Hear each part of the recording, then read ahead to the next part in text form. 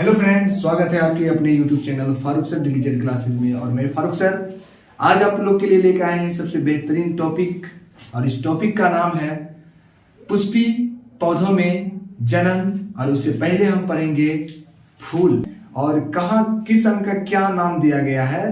तो आइए पूरे वीडियो को ध्यान से देखें, और ये वीडियो जो है क्लास 10th और क्लास 12th वाले साइंस वाले बच्चे के लिए काफी इंपोर्टेंट साबित होने वाला है। तो एकदम पूरी तरीका से ध्यान दें और यहाँ देखिए पुष्पी पौधे में जो है जो पुष्प होते हैं, ये पुष्प का आंतरिक संरचना यहाँ बनाया गया है। आंतरिक संरचना का मतलब जो अंदर का भाग भूभाग होता है किस प्रकार से होता है ये बताया गया है। और ये पकड़ने वाला जिसका नाम रखेंगे क्या, तो वृंत, इसका नाम है वृंत। ठीक है, याद रखेंगे इसका नाम वृंत। अब जहां जिस पे फूल रखा रहता है उसी को बोलते हैं पुष्पासन। क्या बोलते हैं उसको? पुष्पासन। जैसे देखिए ये भाग यहाँ से लेकर के इसे दिया गया है, इसको पुष्पासन कहेंगे। पुष्प इस पे रखा हुआ है। अगर आप फूल को तोड़ेंगे तो पुष्पासन यहाँ से टूटेगा, पुष्पासन लगा रहेगा जो हरा भाग से एकदम गोल गांठ के समान होगा पुष्पासन। और पुष्पासन के बाद जो है ये जो भाग आपको दिख रहा है, जो डॉट लाइन से दिखाया गया है, आप देख सकते हैं, है ना। ये क्या करता है, जिस समय जो है फूल छोटा रहता है, कली अवस्था में रहता है, तो क्या करता है कि फूल है तो फूल को पूरा ढके रहता है। जो हरा भाग रहता है आप देखिएगा पूरी तरीका से वो ढके रहता है। और जो ढके रहता है उसको हम बोलते हैं बाह्य दलपुंज। उसको क्या बोलते हैं? बाह्य दलपुंज। तो अभी 3 बार समझे हम। ये हो गया वृंत, यहाँ से आता है। उसके बाद ये जो जिस पे फूल रखा है उसको बोलेंगे पुष्पासन। बाह्य दलपुंज वो हरा रंग का होता है, याद रखेंगे। हरा रंग का नीचे से, फूल के नीचे आप देखिएगा इस प्रकार से बना होता है ना। और इसको बोलते हैं बाह्य दलपुंज। उसके बाद फिर वो भाग उसके जब ऊपर जाते हैं, जब हम लोग डायरेक्ट देखते हैं, जब हम फूल को देखते हैं तो हम रंग के बारे में बोल देते हैं, ये लाल फूल है, ये पीला फूल है, ये सफेद फूल है। तो हम उसको क्या देखते हैं, तो डायरेक्ट जो दिखाई देता है हमको फूलों का रंग, वो उसको कहते हैं दलपुंज। क्या बोलते हैं उसको? दलपुंज। जैसे यहाँ पर ये इस प्रकार से, मतलब फूल जो रहता है, जो मेन फूल का जो पार्ट है जो हम लोग देखते हैं वो है दलपुंज। और दलपुंज कई रंगों का होता है। आप दलपुंज को इसको अगर उखाड़ेंगे उसको बोलते हैं पंखुड़ी। तो ये एक एक पंखुड़ी से जो है पूरा फूल का निर्माण होता है। अब देखिए इसकी आंतरिक संरचना हम देखेंगे तो फूल में ये भाग आपको दिख रहा है और ये भाग, है ना। कुछ ऐसे फूल होते हैं जिसमें डायरेक्ट दिखेगा, और कुछ ऐसे फूल होते हैं जो ये सब समझ में नहीं आएगा, सिर्फ आपको दलपुंज दिखाई देगा। बाह्य दलपुंज नीचे से देखिएगा दिखाई देगा, लेकिन ये पार्ट दिखाई नहीं देगा। लेकिन यही मेन है फूलों का जनन भाग, है ना। तो उसमें जो ये यहाँ से इस प्रकार से गया है ना, इसको बोलते हैं पुमंग। क्या बोलते हैं उसको? पुमंग। और जो यहाँ से लेकर के यहाँ से ये जो गया है इसको बोलते हैं जयांग। तो ये हो गया पुमंग और ये हो गया जयांग। फिर से देखेंगे फूल का कितने भाग होते हैं, तो फूल का मुख्यतः 4 ही भाग होते हैं। बाह्य दलपुंज जो फूल को सुरक्षा करके रखता है, मतलब कली अवस्था में, और वो जब बड़ा हो जाता है तो फूल को ऊपर छोड़ देता है और वो अपने जड़ नीचे आकर के उसको सहायता प्रदान करता है। और वो जो है जिस पे रखा रहता है फूल उसको बोलते हैं पुष्पासन। और उसके बाद जो है जो ये भाग है जो हम लोग देखते हैं उसको बोलते हैं दलपुंज। ये भाग जो है यहाँ से यहाँ तक जो गया है उसको बोलते हैं पुमंग। और ये जो है यहाँ से लोटा के समान जो बना हुआ है उसको सुराही की तरह जो आपको दिख रहा है उसको बोलेंगे जयांग। अब देखिए बाह्य दलपुंज, दलपुंज समझ गए होंगे। बताइए ये क्या है? देखिए ये जो है इस पे फूल रहता है, इस पे जो है फूल जो है आश्रित रहता है, तो इसको बोलेंगे क्या? इसको जो है बोलेंगे पुष्पासन। जैसे ये फूल बन गया, फूल इसी पर रहा, इसको बोलेंगे पुष्पासन। और देखिए ये भाग जो इस प्रकार से गया है, ये फूल है, अभी ये फूल मान लीजिए है, तो ये जो नीचे से नजर आ रहा है तो इसको क्या बोलेंगे हम लोग? क्या बोलेंगे? बाह्य दलपुंज। क्या बोलेंगे इसको?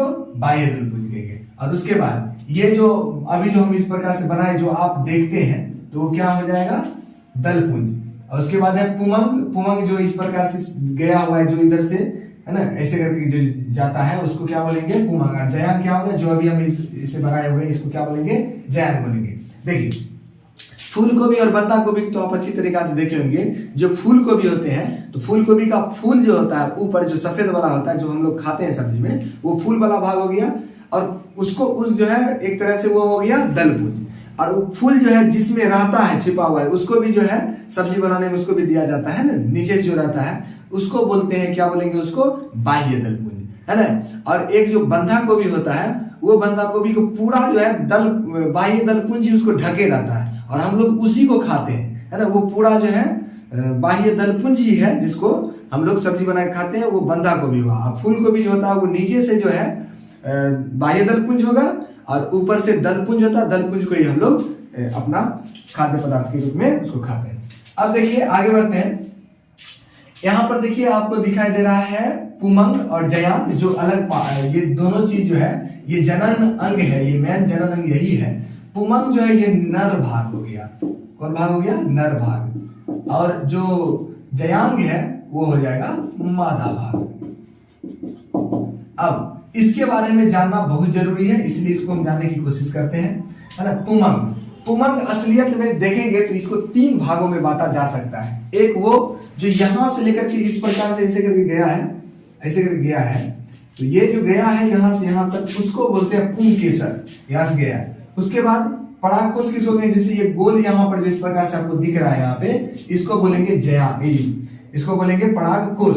और उसके बाद परागकोश में कई कण होते हैं, उसको बोलते हैं परागकण, है ना। इसमें बहुत सारे कण होते हैं, उसे हम क्या कहते हैं, परागकण कहते हैं।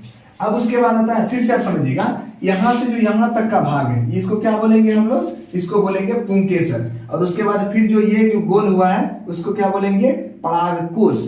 कोश का मतलब वही होता है जो कोई भी चीज जहां पे जमा रहता है उसी को कोश कहते हैं। तो पराग जहां जमा है उसी को बोलते हैं परागकोश, और परागकण कोश में जो जमा रहता है उसको बोलते हैं परागकण बोलते हैं। अब देखिए उसके बाद आता है दूसरा पार्ट जो इसका मादा भाग हो जाएगा, है ना। तो उसको बोलते हैं जयांग। जयांग का क्या है, जयांग भी 3 प्रकार में बांटा जा सकता है, 3 इसका अंग होते हैं। मुख्य अंग जो यहां से लेकर के देखिए, यहां से ये लोटा के समान जो बन रहा है यहां से, इसको बोलते हैं अंडाशय। इसको क्या बोलेंगे, अंडाशय। अंडाशय में जहां अंडा रहता है ना, अंडा का निर्माण जहां पे होता है उसी को बोलते हैं अंडाशय। तो अंडा यहाँ पे बनता है, तो ये हो गया अंडाशय। उसके बाद ये जो यहाँ पर इस प्रकार से गया है, इतना दूर, है ना, इतना दूर जो गया है, ये कहलाएगा इसका वर्तिका। यहां से यहां तक क्या कहलाएगा, वर्तिका। यहां से यहां तक कहलाया, ये पूरा लोटा का समान जो कराया वो क्या कहलाया, अंडाशय। और वर्तिका यहां से इससे जो आधा से भी मतलब कम जो है ये रहता है, इतना दूरी होगा अंडाशय, और उसके ऊपर जाएगा यहां से यहां तक, उसको बोलते हैं वर्तिका।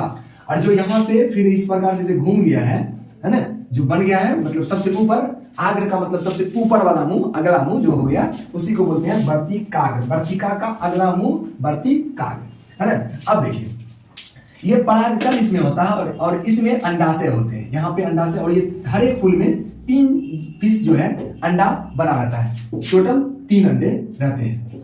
टोटल 3 अंडे जो है हर एक फूल में जो है 3 अंडे रहते हैं, और उस 3 अंडे को जो है निषेचन की क्रिया में आया जाता है। जिस प्रकार से देखिए, मान लीजिए यहां से परागकण जो है, परागकण इसमें था, परागकोश में परागकण है। परागकण यदि वर्तिकाग्र तक पहुंच गया, वर्तिकाग्र तक पहुंच गया, किसी भी तरह पहुंच सकता है, वो खुद हवा से इस प्रकार से होकर के जा सकता है, या बरसात के समय में बारिश के बूंदे जो है, एक फूल है नीचे में कोई दूसरा फूल है, यहाँ से पानी के बूंद के साथ परागकण आकर के दूसरा फूल में जा सकता है ना। तो जल के द्वारा भी हो सकता है, बड़े बड़े कीट के द्वारा हो सकता है, कीट पतंग, छोटा छोटा कीट पतंग द्वारा, था बड़ा बड़ा जानवर द्वारा भी हो सकता है, बड़े जीवधारी हम लोग से भी जन्म प्रक्रिया होता है। जिस प्रकार से हम लोग कभी खेत में जाते हैं तो फूल, जैसे कि सरसों का गाछ देखिए, सरसों के जो पौधा होता है, तो हम जब जाते हैं रास्ते से तो इस प्रकार से करते चले जाते हैं, है ना। तो उस क्या होता है कि हाथों से जो है फूल जो है पूरी तरीका से एक दूसरे से मिल जाता है, जिसकी वजह से परागकण जो है वर्तिकाग्र तक पहुंच जाता है। तो परागकण को वर्तिकाग्र तक पहुंचने की प्रक्रिया को पहुंचना क्या कहलाएगा, परागन कहलाएगा। क्या कहलाएगा, परागन। परागन किसको बोलेंगे, तो याद रखेंगे,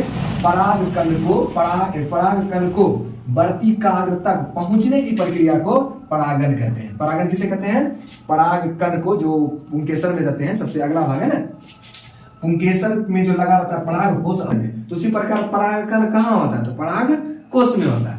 तो परागकण जब वर्तिकाग्र तक पहुंच जाए तो उसी को क्या बोलेंगे, हम परागन कहेंगे। उसी क्या बोलेंगे, परागन। परागन 2 प्रकार से होते हैं, 2 प्रकार से। एक का नाम है स्वपरागन, एक का नाम है परपरागन। स्वपरागन किसे कहते हैं, जैसे मान लीजिए ये फूल है, एक गाछ है, ये यहाँ पर भी फूल है, इसमें भी फूल है, इधर भी फूल है ना। अगर इसका मान लीजिए परागकण इसके वर्तिकाग्र तक पहुंच गया, चाहे इसका परागकण इसके वर्तिकाग्र तक पहुंच गया, है ना, तो इसको बोलेंगे स्वपरागन। लेकिन अगर इसका परागकण और यहाँ पर कोई पौधा है फिर, है ना, यहाँ पर कोई पौधा है और उसके फूल तक जो है फिर ये मान लिया पहुंच जाए, यहाँ से परागकण और इसके कहाँ तक पहुंच जाए, वर्तिकाग्र तक पहुंच जाए। बार बार वर्तिकाग्र याद रखिएगा, वर्तिकाग्र तक अगर पहुंच जाए तो इसको बोलेंगे पर परागन। इसको क्या बोलेंगे, पर परागन, है ना। परागन में ये क्या आ जाएगा, पर आ जाएगा, लेकिन ये क्या हो जाएगा, स्व परागन हो जाएंगे, स्व परागन। इसको ऐसे तो देखिए, स्व का मतलब खुद परागन हो गया, तुमको होगा स्व परागन, और जो किसी के द्वारा परागन हुआ उसको बोलेंगे पर परागन। लेकिन इसका परिभाषा इस प्रकार से दिया जाएगा कि जिस मतलब कि जब एक ही पौधे के फूलों में उसी पौधे के फूल द्वारा परागन की प्रक्रिया होता है तो उसे बोलेंगे स्वपरागन। और यदि एक पौधे के फूल से दूसरे पौधे के फूल में परागन की प्रक्रिया होता है तो उसको बोलेंगे पर परागन। स्वपरागन और पर परागन आप लोग समझ गए। ये जो होते हैं, ये पंखुड़ी जो हम बोले थे, ये पंखुड़ी का रंग अनेकों प्रकार का होता है जिससे ये भौरों को जो है अपनी ओर आकर्षित कर लेते हैं। भौरे का काम है मतलब फूलों में रस चूसने के लिए वो आता है, उसका वही भोजन है। लेकिन वो जाने अनजाने क्या करता है कि यदि परागकण मिल करके उसके टांग में लगा रहा, उससे वो किसी दूसरे फूल पर जाकर बैठ गया, उसके वर्तिकाग्र में चिपचिपा पदार्थ होता है जो परागकण को अपनी ओर खींच के रख लेता है। अब देखिए हम यहाँ पे बताइए परागकण यहाँ आ गया, लेकिन यहाँ आने के बाद जो है ये धीरे धीरे अंडाशय में जब पहुंचेगा तो अंडाशय में केवल दो ही परागकण आ सकते हैं, उससे ज्यादा परागकण नहीं आ सकते हैं, है ना। तो ये दो समझ लीजिए कि दो परागकण जो है उधर से आया, है ना। चाहे इस फूल से आए, चाहे दूसरे फूल से आए या दूसरे पौधे के फूल से आए, वो किसी भी विधि से मान लिया यहाँ पे आया। अब देखिए यहाँ पर जो इसका अंडाशय है और इसका इधर से परागकण आया तो दो परागकण एक और एक अंडाशय ये दोनों मिल जाएंगे और ये मिलने के बाद यहाँ पर भ्रूण का निर्माण करेंगे। किसका निर्माण करेंगे, भ्रूण का मतलब हुआ जब जो है निषेचन की प्रक्रिया होता है तो वहां पर जो है मतलब संतान की उत्पत्ति होती है। जब वो संतान की उत्पत्ति जब होती है तो उसी को बोलते हैं भ्रूण, है ना। तो ये भ्रूण हो गया। अब जो है ये दो इधर अंडाशय और अंडाणु और एक जो है ये क्या बच गया इधर से परागकण, और ये दोनों मिल करके बनाता है भ्रूणपोष, है ना। भ्रूणकोश क्या करते हैं कि ये पूरे जो है ना एंडोस्पर्म इसको इंग्लिश में कहते हैं। ये क्या करते हैं, जैसे ये पर भ्रूण यहाँ पे है, इसको चारों तरफ से इसको जो है रक्षा प्रदान करता है भ्रूणपोष। और जब तक भ्रूण जो है छोटा रहता है तो उसको क्या करता है कि प्रकाश संश्लेषण द्वारा जो है भोजन पहुंचाता है भ्रूण तक, परागकोश जो है भ्रूण तक जो है पोषण पहुंचाता है। जिस प्रकार मनुष्य में जो है जो खाना खाया जाता है तो वो जो है नाभि के द्वारा जो है बच्चों में जाता है, तो उसी प्रकार सोच लीजिए कि भ्रूण का जो है पोषण किससे होता है, भ्रूणकोश से होता है। अब देखिए इसके आगे जो है मैं अगला वीडियो में आपको फिर जो है समझाने की कोशिश करूंगा। आप क्या कीजिए, जैसे एग्जाम में क्या क्वेश्चन आते हैं वो सुन लीजिए। एग्जाम में जैसे क्वेश्चन आते हैं कि फूलों का अनुप्रस्थ काट का नामांकित चित्र बनाएं, है ना, आंतरिक संरचना का वर्णन करें। आपने ये वीडियो देखा, इस वीडियो देखने और इस चैनल को सपोर्ट करने के लिए आपको बहुत बहुत धन्यवाद।